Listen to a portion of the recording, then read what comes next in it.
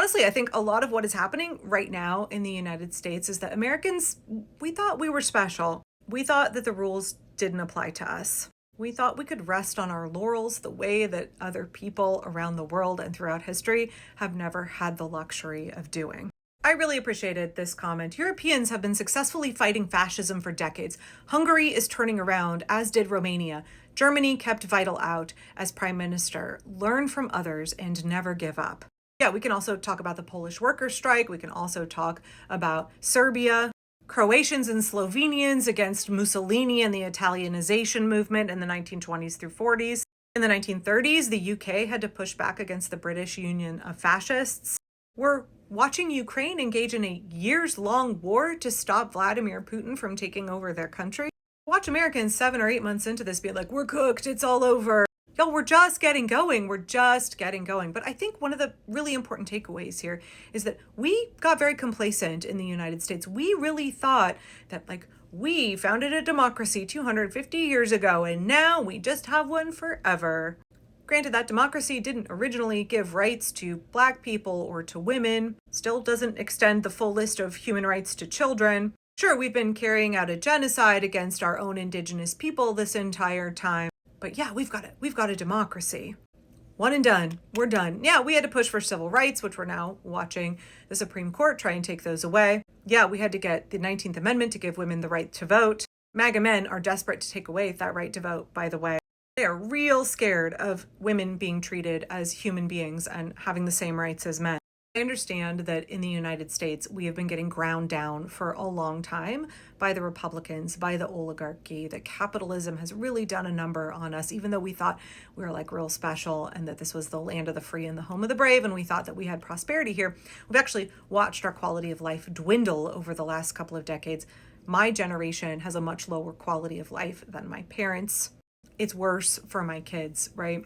We have watched the American dream slip through our fingers, and we've watched ourselves really have to struggle so much harder than we should because the super rich are exploiting us, because Ronald Reagan made sure that we all believed the lie of trickle-down economics, and we've watched this two-tier society be created in the United States.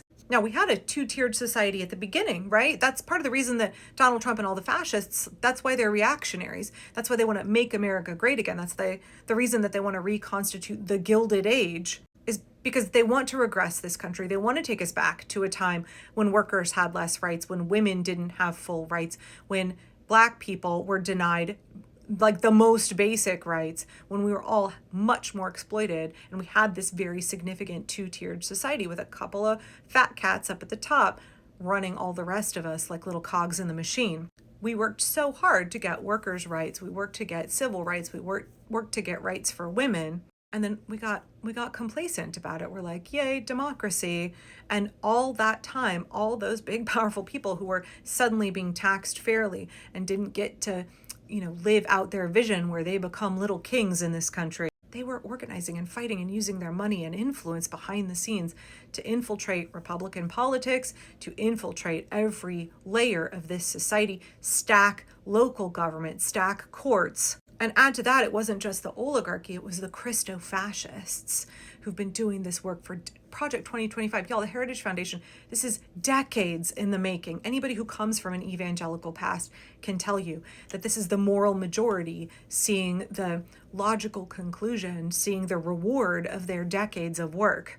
This is the future that they wanted to bring about. While we were all like, okay, we live in the freest country on earth, they were working to erode those freedoms behind the scene for years and years and years. And we were not very vigilant about that. Freedom is not free. Democracy requires a constant defense.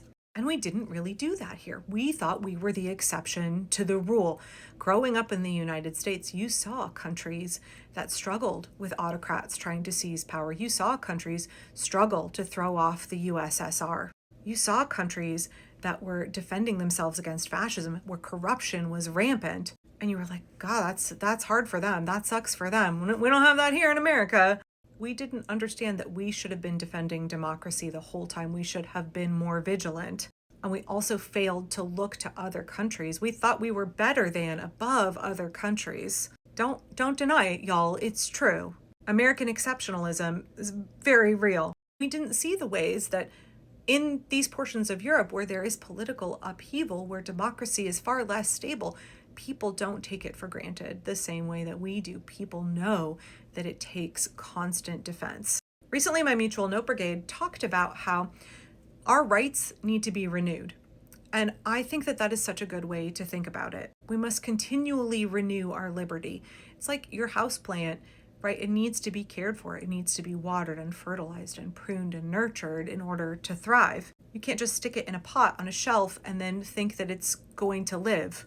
We have to renew our rights. It requires us as a society saying we value these rights and privileges. We value these freedoms. We must defend them. We must renew in the culture an understanding of why these are so important and worthy and why they are good for all of us. Otherwise, there are going to be men who will work to take those rights away, whether they are narcissists, whether they are Christo-fascists, whether they are oligarch, technocrat bros.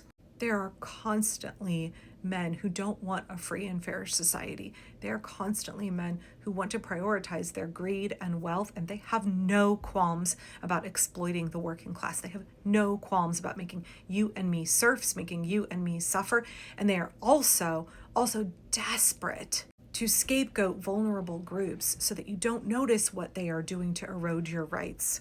They try and get us to fight amongst ourselves so that we are distracted and we don't see what they're trying to do. It takes vigilance, it takes defense, it takes renewal of our rights, and that is what keeps our democracy going. And unfortunately, now we have gotten to a place where we have autocratic breakthrough in the United States. The fascists have seized our federal government. They've seized a lot of local and state governments as well. Corporate media is in the pocket of the fascist regime. They are now a propaganda tool for the alt-right. And too many Americans are saying, well, it's too late, all hope is lost. Instead, I really would encourage us to look to Europe, to look to these countries that are like, yeah, this is a slog, this is difficult labor. Yep, we have to make sacrifices to fight for democracy, and that is a fight that is worth engaging in. We don't have a lot of long suffering in the US. We don't have a lot of endurance, especially white people. We are not used to long suffering. We're not used to making really substantial sacrifices for the betterment of our whole society, for the betterment of our future. Toxic individualism has made us blind to the ways that we have an obligation to each other. We have an obligation to this country. I think there is a significant measure of encouragement that we can draw from looking at other countries that have less stable democracies and how hard people have to fight and how it can help us form realistic expectations about the kind of work that we need to do in order to restore our democracy and continue to have one in the future.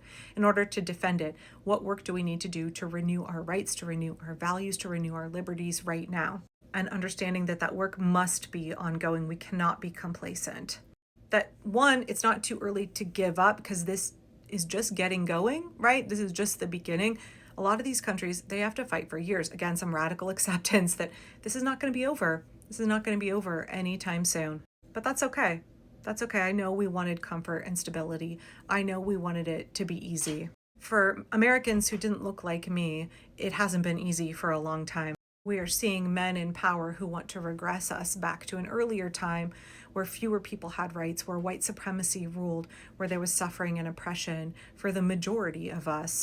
And just a few wealthy, powerful men consolidated all of the power and wealth up here and made us all essentially their serfs, working, spilling our blood and our tears and expending our life hours and giving them our tax revenue, giving them our expertise and labor so that they could live in the lap of luxury. That's what the fascists want now. And I don't know about y'all, but I am not content to let that be our future. I am not content to let Donald Trump write our future. The defense of our democracy is just getting going. And it is something that must be enduring. That is work that we are going to have to engage in. We all need a little radical acceptance about what it's going to take to get us out of this. The fact that we can do it, because look at these countries who've done it, but go look to them.